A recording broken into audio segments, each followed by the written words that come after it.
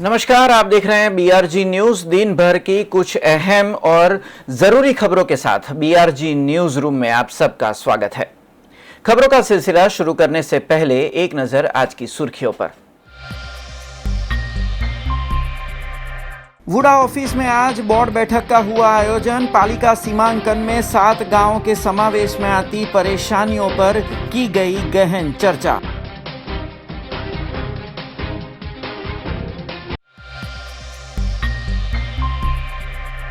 पालिका इतिहास में पहली बार सामान्य सभा हुई ऑनलाइन। आरएसपी नेता और नगर सेवक राजेश आयरे ने ऑनलाइन सभा का किया विरोध।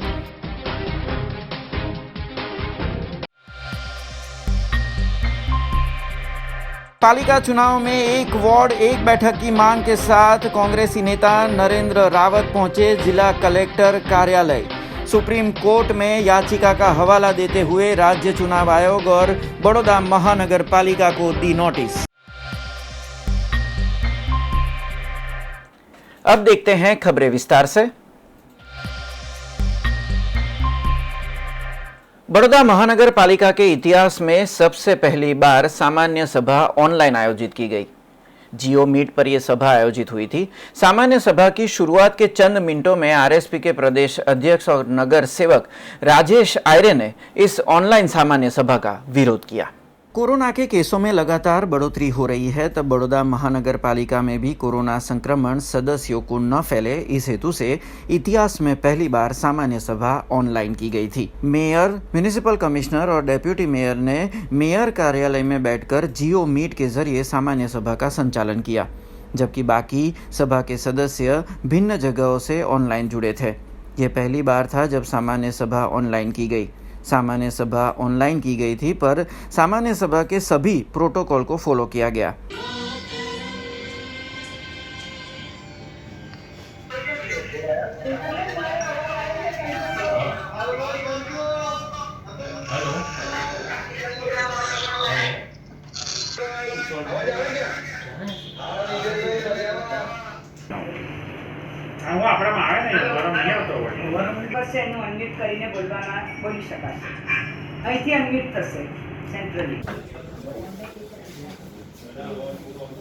सामान्य सभा शुरू होने के चंद ही मिनटों में नगर सेवक और आरएसपी के प्रदेश अध्यक्ष राजेश आयरे ने इसका विरोध किया। सभी सदस्य प्रजा के मुद्दों पर बोल रहे थे, तब म्युनिसिपल कमिश्नर मोबाइल में लगे हुए होने के आरोप के साथ राजेश आयरे ने ऑनलाइन सामान्य सभा को प्रजा के प्रतिनिधियों की आवाज़ दबाने का जरिया बताया था।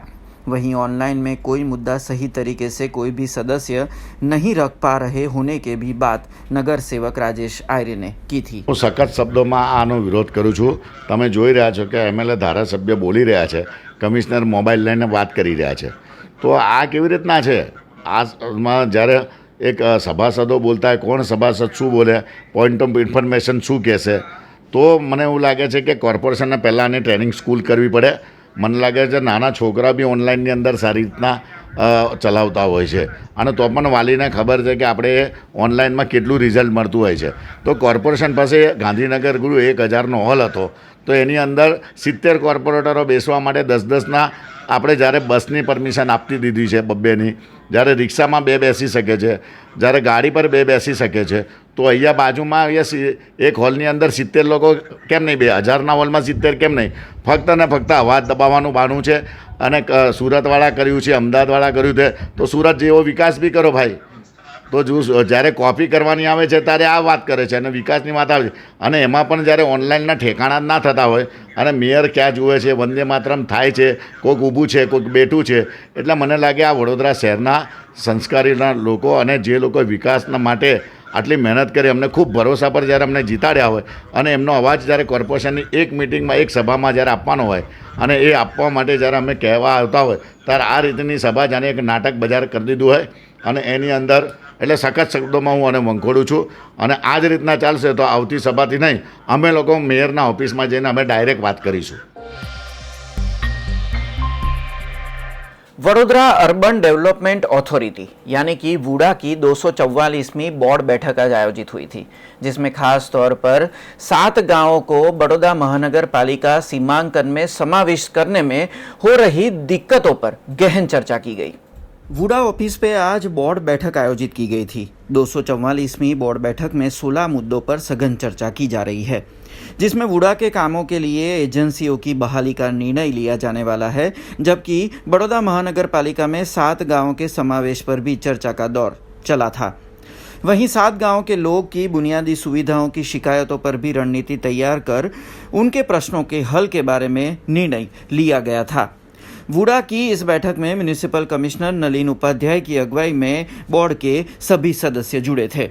आज वुडानी जे बोर्ड बैठक रखता हो रूटीन 3 मासे एक बार एना भागरूपे आज बोर्ड बैठक नंबर 244 राखवामां आवेल छे। खास करीने क्या मुद्दा ध્યાનમાં રાખો? टोटल 16 मुद्दाओं जे छे एना अंदर वुडाए जे पीएमसी और टीपीआई माटे जे एजेंसीओ नक्की करी है एम पेनल करेला है एने बहाली माटे, पछी फायर स्टेशन हमणां हालमां वीएमसी में जे 7 गामों वुडाना 7 गामों वीएमसी में हमणां जे गयेला है ए गामोना जे कार्यवाही जे वुडा और वीएमसी वच्चे चालती थी ए बाबतना एसटीपीना पाणीना प्रश्नों ए बाबते हवे कामगीरी केवी रीते करवी आ 7 गामों आमां जाय छे ए माटे पण ए मुद्दाओं पण आमां समावेश करवामां आवेल छे। कोरोना संक्रमण के चलते धार्मिक त्योहार भी फीके पड़े हुए हैं। दशामा व्रत को बस अब 10 दिन ही बाकी है, तब बाजारों में मूर्तिकार और विक्रेता दोनों खरीदारों की राह देख रहे हैं। कोरोना संक्रमण का साया अब आने वाले त्योहारों पर भी पड़ रहा है। धार्मिक त्योहार दशामा व्रत को अब 10 से 12 दिन बाकी है, तब बाजारों में दशामा की मूर्तियों की खरीदारी न के बराबर है। जहां बीते साल इस समय के दौरान 70 से 80% मूर्तियों की बिक्री हो जाती थी, पर इस वर्ष 5 से 10% ही व्यापार इन मूर्तिकारों का हुआ है। वहीं अगर मूर्ति के दामों की बात करें तो बिक्री कम होने की वजह से दाम भी बीते साल के मुकाबले 40 से 50% तक कम रखे गए हैं। कोरोना संक्रमण के नियमों का पालन भी इन व्यापारियों को करना ज़रूरी है, तब खरीदारों को भी मर्यादित संख्या और सोशल डिस्टेंसिंग का पालन करते हुए मूर्तियों की खरीदारी करनी होगी। तब इस साल दशामा व्रत की तैयारियां फीकी है और उसका सीधा असर मूर्तिकार और विक्रेताओं पर देखा गया है। दशामाना 10-12 दिवस रहे छे तेमां केवुं छे, दर वर्षे अमारुं 70-80% बुकिंग थई जतुं हतुं। आ वखत 5-10% ज बुकिंग थयेल छे, केम के घसारो पब्लिकनो कोरोना हिसाबे आवी शकती नहीं। बहारगामनी जे पब्लिक आवे छे ए बीबीनी अंदर आवी शके छे, माटे आ वखत बुकिंगनुं पण बहु ओछा प्रमाणमां बुकिंग थई रह्युं छे। दर वर्ष करતાં भावमां आ वखते अमारे 40-50% डाउन पेमेंटना मूर्तिओनो भाव थई गयो छे। एमां केवुं छे के आ वखते कोरोना हिसाबे पब्लिकनो घसारो वधारे थाय ने सरकारश्री अपना तरफथी ए लोको अमने અહીં છે જે હેરાન કરે તો અમારે મૂર્તિઓનું વેચાણ બંધ કરી દેવું પડશે। એ માટે અમને અડધું ઘણું મુસીબત જેવું લાગી રહ્યું છે, ને જે કર્યું છે સરકારે એમના માટે ઘણું સારું જ છે। बड़ौदा महानगर पालिका चुनाव में 2015 की ही तरह वार्ड की संख्या और बैठकों की संख्या में कोई भी बदलाव नहीं किया गया है, जिसके चलते एक वार्ड एक बैठक की मांग के साथ कांग्रेसी नेता नरेंद्र रावत जिला कलेक्टर कार्यालय पहुंचे, जहां पे उन्होंने सुप्रीम कोर्ट की याचिका का हवाला देते हुए राज्य चुनाव आयोग समेत बड़ौदा महानगर पालिका को नोटिस दी। गुजरात राज्य के अर्बन डेवलपमेंट विभाग की ओर से राज्य में होने वाले पालिका चुनाव के लिए नोटिफिकेशन जारी कर दिया गया है, जिसमें बड़ौदा महानगर पालिका में वार्ड समेत बैठकों में कोई बदलाव नहीं किया गया। तब कांग्रेसी नेता नरेंद्र रावत आज जिला कलेक्टर कार्यालय पहुंचे थे। 2015 के पालिका चुनाव में एक वार्ड एक बैठक की पैरवी करते हुए नरेंद्र रावत ने सुप्रीम कोर्ट में याचिका दायर की थी, जिससे 2015 के पालिका चुनाव 6 महीने निलंबित भी हुए थे। जिसके बाद जिला पंचायत चुनाव का हवाला देते हुए पालिका चुनाव 2015 में करवा दिए गए। तब से अब तक एक वार्ड एक बैठक का मामला सुप्रीम कोर्ट में चल रहा है।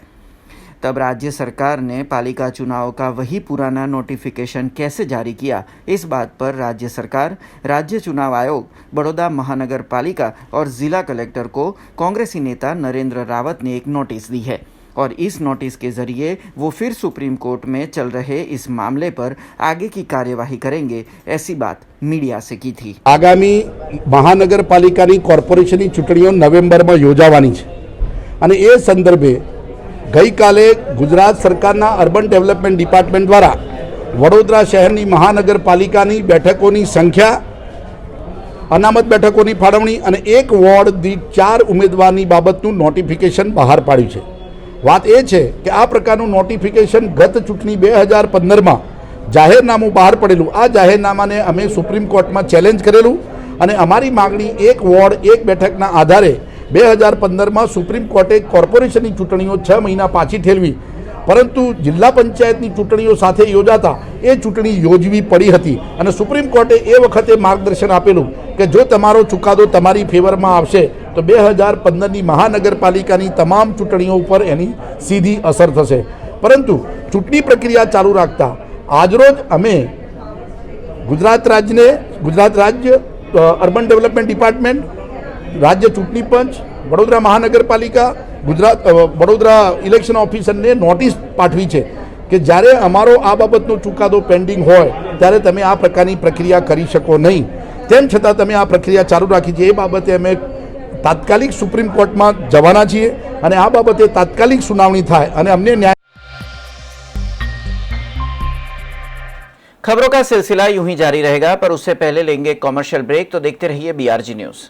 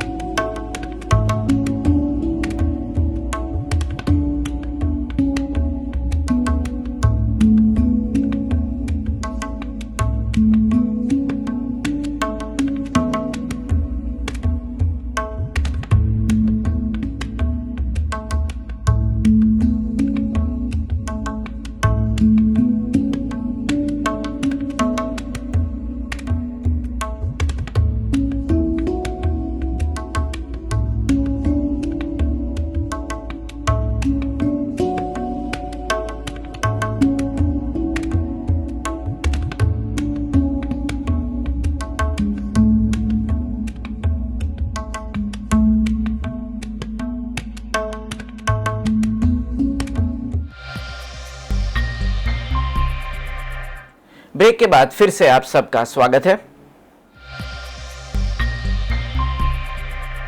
आत्मनिर्भर गुजरात सहाय योजना, जो निम्न और मध्यम वर्गीय आय वर्ग समेत छोटे व्यापारियों के लिए गुजरात सरकार की ओर से चलाई जा रही है, जिसके तहत बड़ौदा शहर में आई छत्रपति शिवाजी सहकारी मंडली में से अब तक 25 लोगों को आत्मनिर्भर गुजरात सहाय योजना के तहत ऋण दे दिया गया है।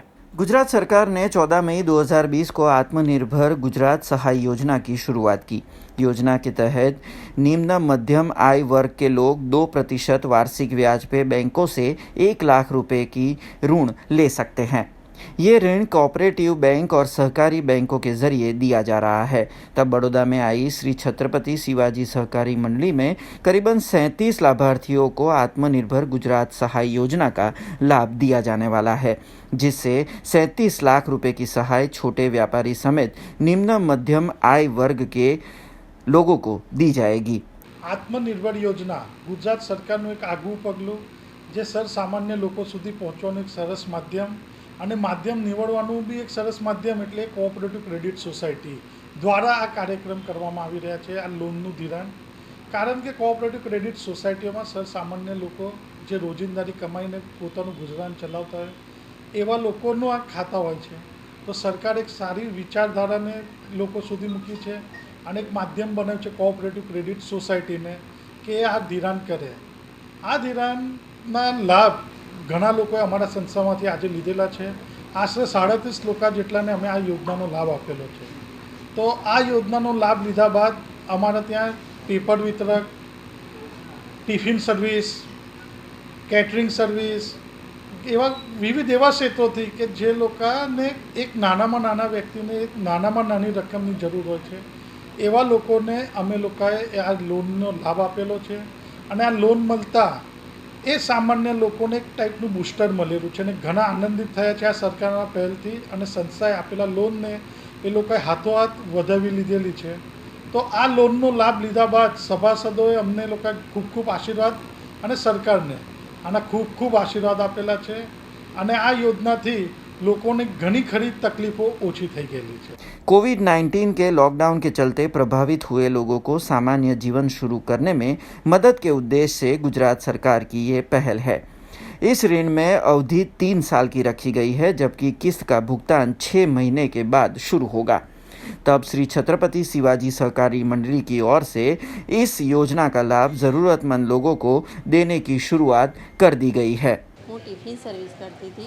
મારા ઘરેથી કર્મકાંડ કરે છે એટલે અમે લોકડાઉન દરમિયાન અમે બંને જણા ઘરે બેસતા હતા એટલે એ હિસાબે અમને ઘણી એવી મુશ્કેલી પડી. ઘર ચલાવવાનું પણ અમારે આકરું થઈ ગયું કારણ કે રોજે રોજની તમારે જે મારી આવક હોય એ બધી બંધ થઈ ગઈ. એટલે હવે જે જ્યારે આત્મનિર્ભર લોનની અમને સમાચાર મળ્યા ત્યારે અમને ગૌરવભાઈએ કહ્યું એટલે અમે અહીંયા આવીને ફોર્મ ભર્યું. એમના તરફથી અમને આમ પણ ઘણી સહાય મળે છે. જે મારો ટિફિન સર્વિસનો જે ધંધો બંધ થઈ ગયો છે એને લગતો બધો સામાન જે લાવીશ અને એનાથી મારો ધંધો ફરી પાછો વ્યવસાય મારો ચાલુ કરીશ અને પ્લસ બીજું કે મને ઘર ચલાવવા પણ સારી એવી મદદ રહેશે. अब गुजरात में लगातार हो रही बारिश की बात करें तो सौराष्ट्र में चौथे दिन भी बारिश का कहर जारी है. पोरबंदर और देवभूमि द्वारका में नदियां उफान पर है, जबकि सौराष्ट्र में डैम में नई पानी की आय बढ़ी है. सौराष्ट्र में लगातार बारिश का कहर जारी है. भानवड़ की ये तस्वीरें हैं, जहां 4 दिनों से हो रही बारिश से सभी डैमों में पानी की आय बढ़ी है. भानवड़ में सुबह से दोपहर तक 6 इंच बारिश दर्ज की गई. भानवड़ तालुका के वर्तू, वेरडी, कबरडा, सोनमती समेत के डैम ओवरफ्लो हुए हैं, जबकि फल्कू और नकरी नदियां उफान पर है. सूत्रों की माने तो भारी बारिश से वर्तू 2 डैम के 16 दरवाजों को करीबन 8 फीट तक खोल दिया गया है, जबकि पोरबंदर जिले के 8 गांवों को हाई अलर्ट पर रखा गया है. वहीं देवभूमि द्वारका के 6 जिलों को भी हाई अलर्ट पर रखा गया है. सौराष्ट्र और द्वारका से आई भारी बारिश और बाढ़ की तस्वीरों पे एक नजर.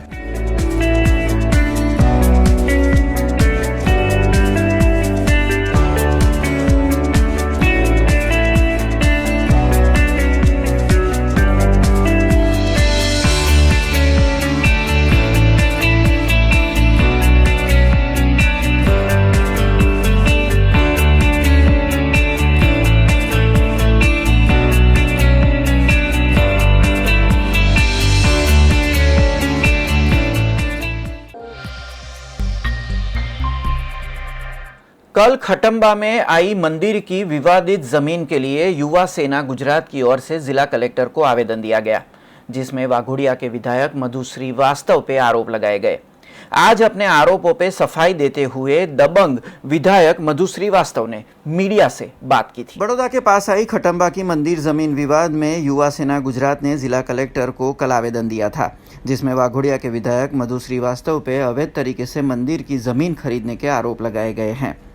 तब आज उनके ऊपर लगे आरोपों के बारे में विधायक मधु श्रीवास्तव ने मीडिया से बात की थी.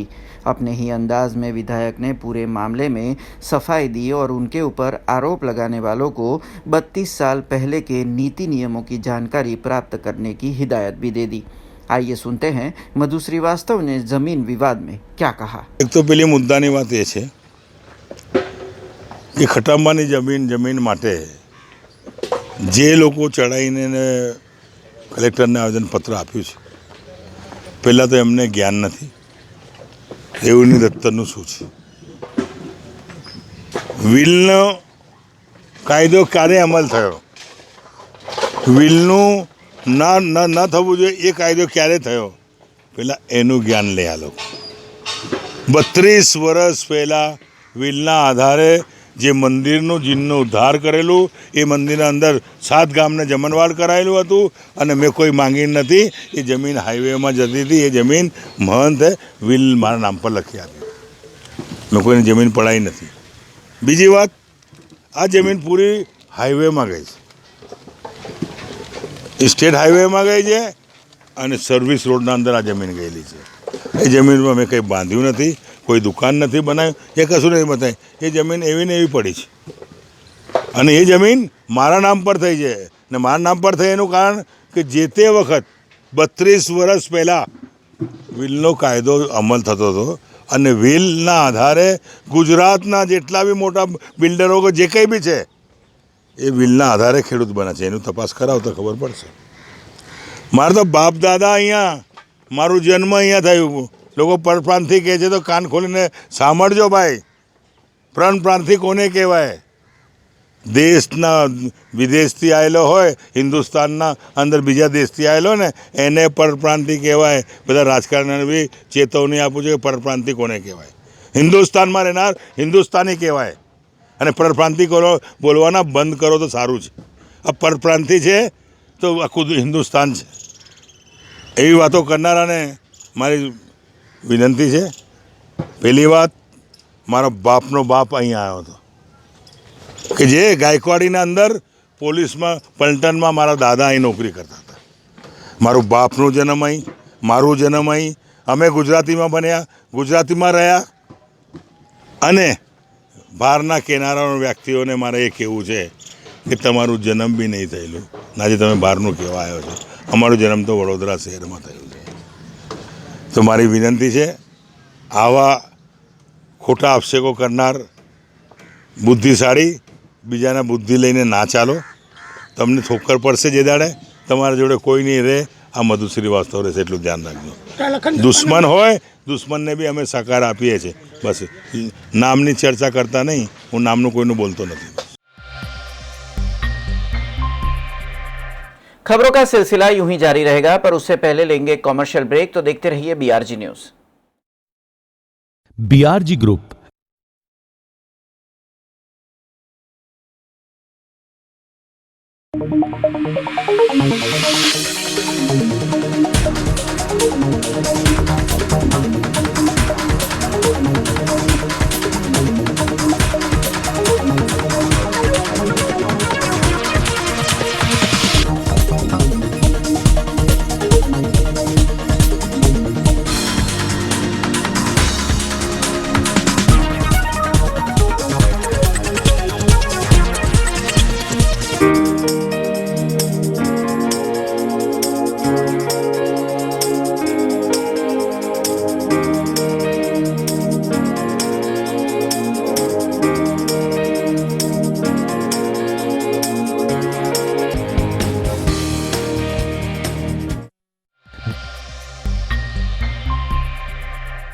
ब्रेक के बाद फिर से आप सबका स्वागत है.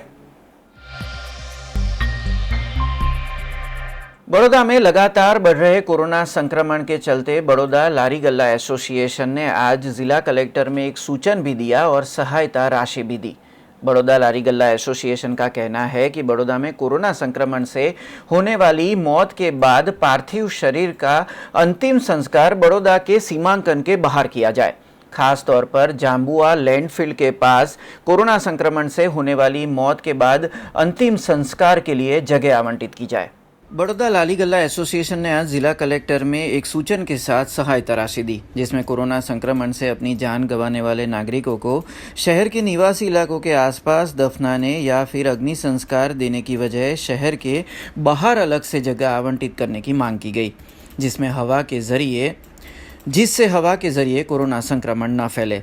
जाम्बुआ लैंडफिल के पास कोरोना से मृत्यु होने वाले नागरिकों की अंतिम क्रिया की जगह आवंटित की जाए और इस हेतु के लिए बड़ौदा लारी गल्ला एसोसिएशन ने 1 लाख रुपए की सहायता राशि का चेक भी जिला कलेक्टर कार्यालय में दिया था. वडोदरा लारी गल्ला एसोसिएशन वती एक गुजरात प्रमुख तरीके તેમજ ગરીબ લારી ગલ્લાવાળાના એક પ્રયાસ છે કે આપણે વડોદરામાં સંક્રમણ ન વધે તે હેતુથી જે મૃતક કોરોના મૃતક થાય છે એ લોકોને જે બહુચરાજી વડીવાડીમાં જે બાળવામાં આવે છે તો તેનાથી એક હવામાં પણ વાયરસ ફેલાય અને વધુ સંક્રમણ ન થાય તે હેતુથી અમે એક આજે રજૂઆત કરીએ છીએ કે જામવા લેન્ડફિલ સાઈડ તરફ એક સ્મશાન બનાવવામાં આવે અને એ ફક્ત ચેપી રોગ કોરોના માટે જ ત્યાં બનાવવામાં આવે, ગેસ ચિતા, ઇલેક્ટ્રિક ચિતા, જેથી કરીને વડોદરા શહેરમાં આ સંક્રમણ વધે નહીં. અને તે હેતુથી એક એસોસિએશન તરફથી પણ 1 લાખનો ચેક અર્પણ કરવામાં આવે છે. આજે વેપારી સંગઠનોએ 4 વાગ્યા 5 વાગ્યા સુધી અપીલ કરી છે, પરંતુ સંક્રમણ એનાથી અટકવાનું નથી, સંક્રમણ અટકે અને એના માટેના પ્રયાસો કરવા જોઈએ, જેથી કરીને અમે આજે આ એક ગરીબ લારી ગલ્લાવાળા તરફથી કે ભાઈ ભલે કરોડપતિ એસોસિએશન નથી કરતા પણ આપણે એક ગરીબો એક આ સંક્રમણ ના વધે એનો એક પ્રયાસ કર્યો છે। बड़ौदा महानगर पालिका की बैठकें अब ऑनलाइन आयोजित हो रही है। उसी श्रृंखला में स्थायी समिति की बैठक भी आज ऑनलाइन आयोजित हुई थी, जिसमें 6 कामों पर चर्चा की गई, जिनमें से 5 कामों को मंजूरी दी गई, जबकि 1 काम को अभी निलंबित रखा गया है। कोरोना के बढ़ते खतरे के बीच आज स्टैंडिंग कमेटी की मीटिंग ऑनलाइन आयोजित हुई थी। बड़ौदा शहर में प्रजालक्षी कामों को सुचारू रखने पालिका प्रशासन लगातार काम कर रहा है।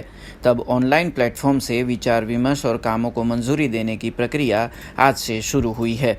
आज स्थायी समिति की ऑनलाइन बैठक में 6 कामों पर चर्चा हुई, जिनमें से 5 कामों को मंजूरी दी गई, जबकि 1 काम को निलंबित रखा गया है। पानी की लाइन समेत बड़ौदा के विभिन्न विस्तारों के विकास के कामों को इसमें मंजूरी दी गई थी, जबकि अब सामान्य सभा भी ऑनलाइन की जाने वाली है। मीटिंग हमारी जूम पर बीजी वखत आपणे मળી હતી। એમાં એજન્ડામાં 6 કામ લીધા હતા, 6માંથી 5 કામ મંજૂર કર્યા છે અને 1 કામ આપણે મુલતવી કરવામાં આવ્યું છે। કોરોનાની મહામારીને લઈને જે રીતે શહેરમાં પણ કેસોનો વધારો થઈ રહ્યો છે, એના સાવચેતીના ભાગરૂપે આજે અમે સ્ટેન્ડિંગ કમિટીની મીટિંગ આપણે ઝૂમ પર ઓનલાઈન લીધી હતી। એ રીતે જ સામાન્ય સભા પણ છે કે જેથી કોર્પોરેશનનું સભાનું કામકાજ પણ ચાલે, સ્ટેન્ડિંગ પણ ચાલે, અને જે વડોદરા શહેરની અંદર કામો નવા લેવાના છે, ટેન્ડર પ્રક્રિયામાં આવે છે, એ બધા કામો થઈ શકે એના માટે આપણે આજ રોજ આ મીટિંગ ઝૂમ પર રાખી અને સ્ટેન્ડિંગની કમિટીની મીટિંગ પૂર્ણ કરી। पिछले 1 महीने से चल रहे इंडिगो डिजिटल समर कैंप का आज ऑनलाइन समापन किया गया था। बड़ौदा तालुका की 15 सरकारी स्कूलों के 340 छात्रों ने 4 शैक्षणिक प्रवृत्तियां इस डिजिटल समर कैंप में की थी। बीते 1 महीने से इंडिगो डिजिटल समर कैंप का आयोजन किया गया था, जिसमें बड़ौदा तालुका में SRF फाउंडेशन की ओर से चल रही 15 सरकारी स्कूलों के छात्रों को डिजिटल समर कैंप से जोड़ा गया था। करीबन 340 गरीब परिवार के बच्चों ने घर पे बैठकर 4 शैक्षणिक प्रवृत्तियां इस समर कैंप में की थी। आज इस समर कैंप का समापन ऑनलाइन किया गया, जिसमें MS टीम के माध्यम से 24 छात्र, 22 टीचर्स और 15 प्रिंसिपल जुड़े थे। साथ ही में समर कैंप में उत्कृष्ट प्रदर्शन करने वाले छात्रों को SRF फाउंडेशन की ओर से इनाम भी वितरित किए गए। 24 छात्र इस इनाम के हकदार बने थे। खबरों का सिलसिला खत्म करने से पहले एक नजर आज की सुर्खियों पर। वुडा ऑफिस में आज बोर्ड बैठक का हुआ आयोजन। पालिका सीमांकन में 7 गांवों के समावेश में आती परेशानियों पर की गई गहन चर्चा।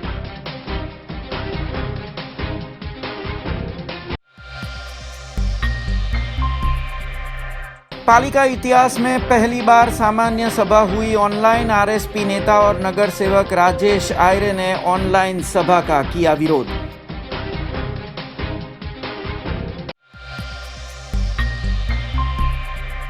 पालिका चुनाव में 1 वार्ड 1 बैठक की मांग के साथ कांग्रेसी नेता नरेंद्र रावत पहुंचे जिला कलेक्टर कार्यालय।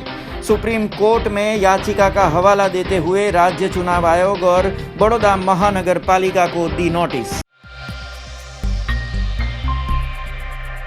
ये थी अब तक की खबरें। कल नई खबरों के साथ फिर से उपस्थित होंगे। तब तक BRG न्यूज की पूरी टीम को इजाजत दीजिए। नमस्कार।